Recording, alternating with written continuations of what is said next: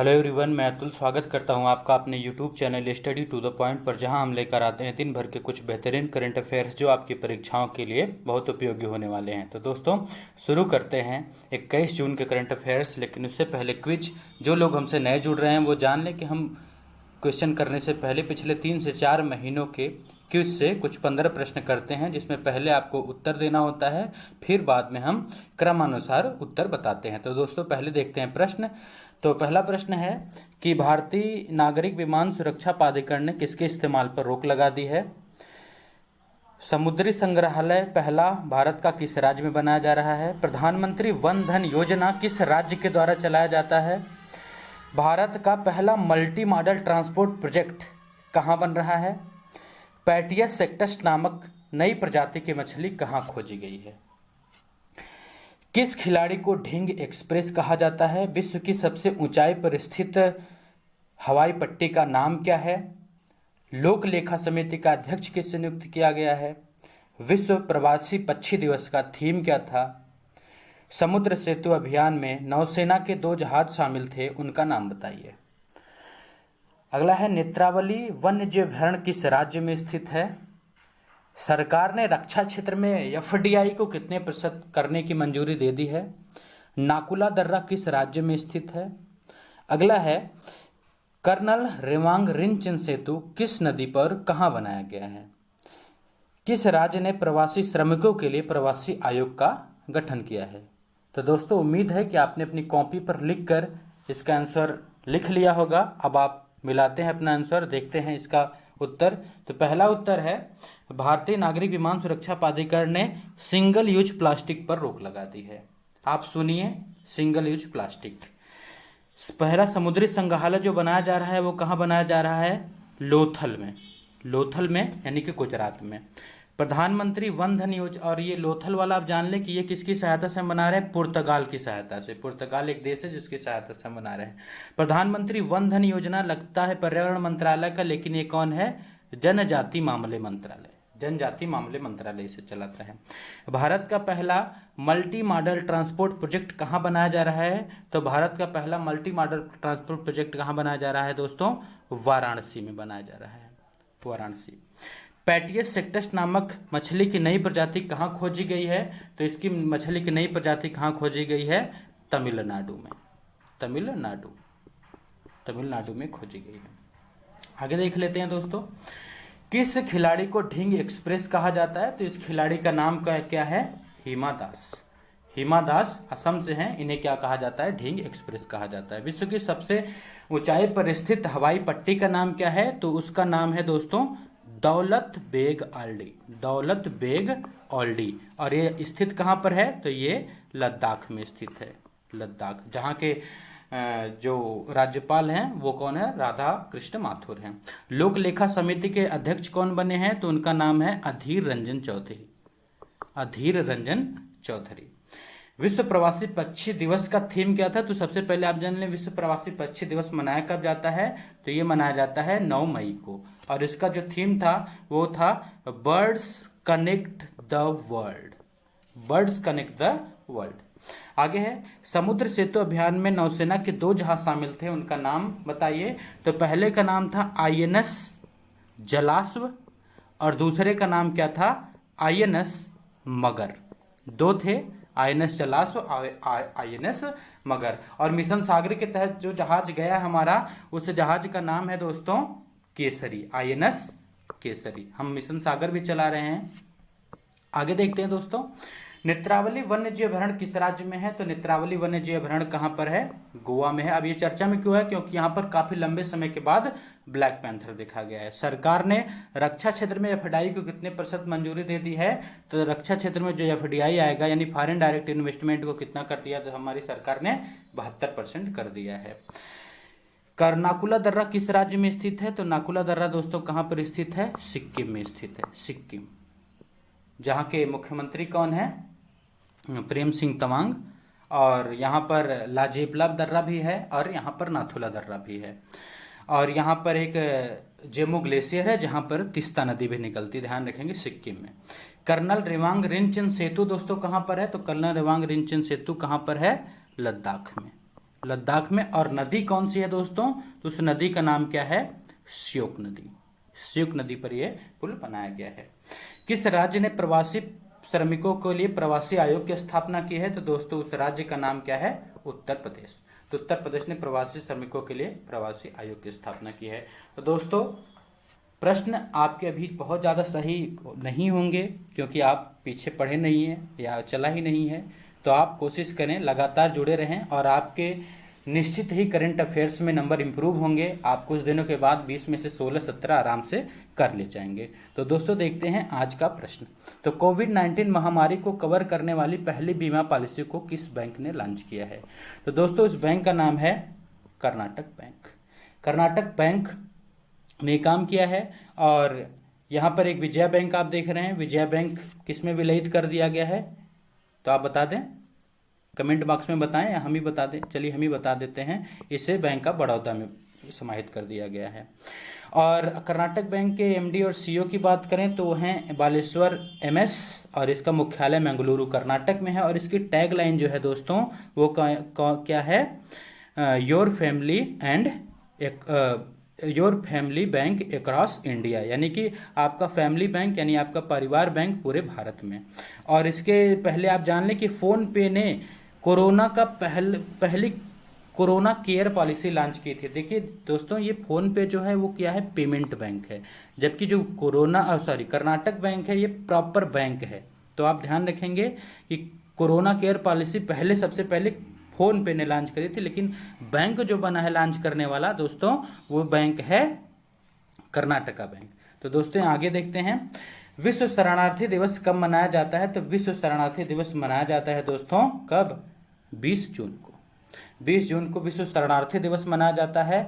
और विश्व शरणार्थी दिवस के बारे में थोड़ी सी बातें और जान ले दोस्तों। तो ये इसकी थीम क्या थी? तो इसकी थीम थी एवरी एक्शन काउंट, यानी कि हर जो कार्रवाई है उसे क्या किया जा रहा है? गिना जा रहा है। और इसकी शुरुआत 20 जून सन 2001 को महासभा के द्वारा करी गई थी। और रिफ्यूजी का मतलब क्या होता है दोस्तों? मान लेते हैं कि एक देश है, यहाँ पर बहुत भारी संघर्ष हो गया, तो यहाँ पर बहुत सारे लोग एक देश से दूसरे देश में विस्थापित होते हैं। और यही जो लोग विस्थापित होते हैं, देखिए यहाँ पर कुछ लोग जा रहे हैं किसी एक देश से दूसरे देश को, यही क्या हो जाते हैं? रिफ्यूजी हो जाते हैं। और इन्हें क्या किया जाता है? बहुत ज़्यादा प्रताड़ित किया जाता है। जैसे रोहिंग्या के देखें तो रोहिंग्या क्या है? बहुत प्रताड़ित किए जाने वाले शरणार्थियों में से एक हैं। और पूरी दुनिया में दोस्तों जो सबसे अधिक रिफ्यूजी आते हैं वो सीरिया से आते हैं, वेनेजुएला से आते हैं, दक्षिणी सूडान से आते हैं, म्यांमार से आते हैं। तो ये सभी देश शरणार्थियों के माइग्रेशन के मामले में या विस्थापन के मामले में सबसे आगे हैं। तो इनके अधिकारों की रक्षा के लिए संयुक्त राष्ट्र काम करता है। संयुक्त राष्ट्र की महासभा ने उसके लिए क्या एक दिवस घोषित कर दिया है 20 जून। और इसी के दिन क्या किया जाता है? इनकी सहायता के लिए अन्य कदम उठाने का प्रयास किया जाता है, जागरूकता बढ़ाई जाती है। आगे देखते हैं दोस्तों, मालाबार नौसेना अभ्यास में भारत किस देश को शामिल करना चाहता है? तो भारत किस देश को शामिल करना चाहता है? तो भारत शामिल करना चाहता है दोस्तों ऑस्ट्रेलिया को। तो ऑस्ट्रेलिया अगर हमारे इस नौसेना अभ्यास में शामिल हो जाता है तो हम तो पहले जापान, इंडिया और यूएसए ये तीनों थे। अब क्या आ जाएगा? ऑस्ट्रेलिया भी आ जाएगा। तो 4 देश ये अभ्यास करने लगेंगे और उम्मीद है कि आ ही जाएगा। आगे देखते हैं दोस्तों इसके बारे में थोड़ी सी और बात कि मालाबार नौसेना अभ्यास भारत, जापान, ऑस्ट्रेलिया के बीच प्रत्येक वर्ष आयोजित किया जाता है दोस्तों। और यहाँ कहाँ पर आयोजित किया जाता है? केरल के कोच्चि में मालाबार तट पर आयोजित किया जाता है। और कभी कभी पूछा जाएगा कि जापान इसमें कब शामिल हुआ है? तो जापान इसमें सन 2015 में शामिल हुआ है। और ऑस्ट्रेलिया के साथ जो हम अन्य अभ्यास करते हैं उसका एक है पिच ब्लैक और दूसरे का नाम है ऑज इंडेक्स यानी ऑस्ट्रेलिया और इंडिया का एक्सरसाइज। और जापान के साथ हम अभ्यास जो करते हैं दोस्तों उसका नाम है धर्मा गार्डन, स्नेह मैत्री और सहयोग कायजिन। और अमेरिका के साथ हम बहुत प्रमुख युद्धाभ्यास करते हैं दोस्तों। अमेरिका के साथ एक युद्धाभ्यास है जिसका नाम क्या है? Tiger Triumph. इसका नाम याद रखेंगे दोस्तों, ये बहुत प्रमुख युद्धाभ्यास है। आगे देखते हैं, आवास एवं शहरी विकास मंत्रालय ने प्रधानमंत्री स्ट्रीट वेंडर आत्मनिर्भर निधि योजना, जिसे कि स्वनिधि योजना भी कहा जाता है, के लिए किस बैंक के साथ समझौता किया गया है, यानी आवास एवं शहरी विकास मंत्रालय ने किसके साथ समझौता किया है? तो उस बैंक का नाम है दोस्तों सिडबी के साथ समझौता किया है। इसके बारे में थोड़ी सी बातें हम देख लेते हैं। तो यह योजना क्या है? सबसे पहले इस योजना के तहत दोस्तों क्या किया जाएगा? इस योजना के तहत सबसे पहले क्या किया जाएगा दोस्तों? जो सड़क पर रेडी लगाने वाले लोग हैं, यानी कि जो स्ट्रीट पर दुकान लगाते हैं, उन्हें क्या किया जाएगा? बहुत ही न्यूनतम ब्याज पर 10,000 रुपये दिए जाएंगे। और इसमें ये जो लोन देगा वो कौन देगा? सिडबी देगा, जिसका नाम है small industry development bank of India. अब दोस्तों यहाँ पर क्या होगा? जितने भी ब्याज होंगे उसका 7% हमारी सरकार देगी और बचे हुए इन जो प्राप्तकर्ता होंगे उन्हें देना होगा। और इसके साथ आपको ये पता होना चाहिए कि अगर ये समय से ब्याज को भर देते हैं, अपने लोन को भर देते हैं, तो अगले साल इन्हें ये रकम दोगुनी करके 20,000 कर दिया जाएगा। इन्हें 20,000 रुपये फिर से दे दिए जाएंगे लोन के रूप में। सिडबी की बात करें तो इसका मुख्यालय दोस्तों कहाँ पर है? उत्तर प्रदेश के लखनऊ में है और इसके अध्यक्ष जो हैं मोहम्मद मुस्तफ़ा हैं। और आपको पता होना चाहिए कि सिडबी क्या करता है। सिडबी ने अभी एक एक्सप्रेस चलाया था जिसका नाम था स्वावलंबन एक्सप्रेस, जो भारत में आर्थिक विकास के लिए एक प्रोत्साहन करने के लिए ट्रेन चलाई गई थी। इस लॉकडाउन के पीरियड में 5 जून को चलाई गई थी, ये भी ध्यान रखेंगे। आवास और शहरी विकास मंत्री जो हमारे हैं वो कौन है? हरदीप सिंह पुरी हैं। और जो उत्तर प्रदेश से क्या है? राज्यसभा सांसद हैं। और ध्यान रखें कि ये नागरिक उड्डयन मंत्री भी हैं। आगे देखते हैं दोस्तों, सत्यभामा पोर्टल किस मंत्रालय ने लॉन्च किया है? तो इसका सही उत्तर है कोयला एवं खनन मंत्रालय। इसके बारे में आगे देखते हैं। कोयला एवं खनन मंत्रालय आप याद रखेंगे। अब एक कारण, यानी ये काम क्या करेगा, ये किसका कार्य क्या होगा? तो कोयले के क्षेत्र में जितने भी विज्ञान और प्रौद्योगिकी के अंतर्गत काम किए जाएंगे उन सभी को क्या करना है? इसका काम क्या होगा? ये सभी जानकारी क्या होगी? इस पोर्टल पर मौजूद होंगी। यानी कि कोई भी वैज्ञानिक काम होते हैं कोयले मंत्रालय के अंतर्गत तो इस पोर्टल पर किसी को भी मिल सकती हैं। यानी कि किस पर ब्लॉक में कितना काम है या कौन सी गैस है, कौन सी गैस कहाँ पर खतरा हो सकता है, ये सारी बातें कहाँ पर बताई जाएंगी? स्वाभिमान पोर्टल पर। अब ऐसा क्यों किया जा रहा है? क्योंकि अब प्राइवेट कंपनियां भी कोयले का खनन करेंगी तो उन्हें सुविधा हो, इसलिए क्या किया जाएगा? वो बार बार सरकार से कोई जानकारी मांगने नहीं जाएंगी, वो क्या करेंगी? सीधे उस पोर्टल पर जाएंगी और सारी जानकारी प्राप्त कर लेंगी। अब यहाँ पर कोयला खनन मंत्री की बात करें तो कौन है? प्रहलाद जोशी हैं, जो कि धारवाड़ कर्नाटक से सांसद हैं और वो संसदीय मामले मंत्री भी हैं। और सत्यभामा पोर्टल के फुल फॉर्म के बारे में आपको जानना बहुत जरूरी है। तो सत्यभामा, तो यहां पर आप देख लें SATY यानी साइंस एंड टेक्नोलॉजी योजना, ABH यानी आत्मनिर्भर भारत, और MA यानी कि माइनिंग एडवांसमेंट, यानी कि साइंस एवं टेक्नोलॉजी और आत्मनिर्भर भारत के लिए जो माइनिंग के क्षेत्र में काम होंगे उसके लिए एक पोर्टल लॉन्च किया गया और इस पोर्टल का नाम दोस्तों क्या है? सत्यभामा पोर्टल। चलिए आगे देखते हैं। किस राज्य ने अध्यादेश जारी किया है जिससे आपदा और सार्वजनिक स्वास्थ्य की आपातकालीन स्थिति के तहत किसी भी व्यक्ति और पेंशन भोगी का भुगतान स्थगित किया जा सकता है? तो दोस्तों ये काफी खतरनाक बात है इस राज्य के लोगों के लिए, क्योंकि इस समय क्या किया जाएगा? इस राज्य के पास लगभग लगता है कि पैसे कम है, इसलिए उसने एक अध्यादेश यानी इनफॉर्मल कानून बनाकर क्या कर दिया है? किसी भी व्यक्ति या पेंशन भोगी के जो पेमेंट है, यानी जो पैसे उसे सरकार की तरफ से दिए जाते हैं, उसे तत्काल प्रभाव से कभी भी रोका जा सकता है। अभी रोका नहीं गया, रोका जा सकता है। तो इस राज्य का नाम दोस्तों क्या है? तेलंगाना। तेलंगाना के बारे में थोड़ी सी बातें देख लेते हैं। यहाँ के मुख्यमंत्री की बात करें तो ये के चंद्रशेखर राव यहाँ के मुख्यमंत्री हैं। राज्यपाल कौन है? T सुंदरराजन है। और यहाँ पर 2 टाइगर रिजर्व हैं। हमने बहुत दिनों से बात नहीं करी तेलंगाना की, तो tiger reserve Kanwal tiger reserve है और दूसरा क्या है दोस्तों? अमराबाद। इसे याद रखेंगे, अगले वीडियो में हम पूछ सकते हैं इसके बारे में। तो नेशनल पार्क की बात करें दोस्तों तो कासु ब्रह्मानंद रेड्डी यहाँ पर नेशनल पार्क है, और मांगवीर हरिना वनस्थली यहाँ पर नेशनल पार्क है, और मुर्गावनी नेशनल पार्क है। तो यहाँ पर 3 नेशनल पार्क है, कासु ब्रह्मानंद रेड्डी, मवीर हरिना वनस्थली और मुर्गानी। तेलंगाना 2020 को किस रूप में मना रहा है दोस्तों?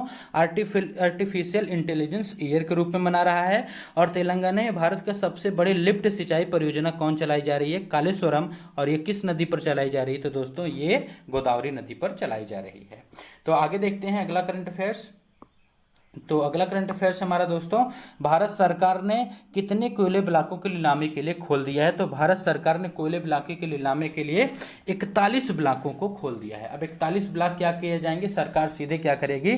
कंपनी को बेचकर इससे लाभ कमाएगी। अब दोस्तों देखते हैं इसके बारे में थोड़ी सी बातें और, कि हमारे जो लक्ष्य है 2020 में कोयले का, 2020-21 में कोयला उत्पादन का वो कितना है दोस्तों? तो दोस्तों है 710 मिलियन टन। जबकि इसके अगले वर्ष के लिए दोस्तों हमारे सरकार का लक्ष्य क्या है? 1 बिलियन टन। ध्यान रखेंगे 2021-22 फाइनेंशियल ईयर के लिए जो हमारा लक्ष्य है कि हम 1 बिलियन टन क्या करेंगे? कोयले का उत्पादन करेंगे दोस्तों। और आपको पता है कोल इंडिया लिमिटेड के जो चेयरमैन है वो कौन है? प्रमोद अग्रवाल। प्रमोद अग्रवाल क्या है? कोल इंडिया लिमिटेड के चेयरमैन हैं।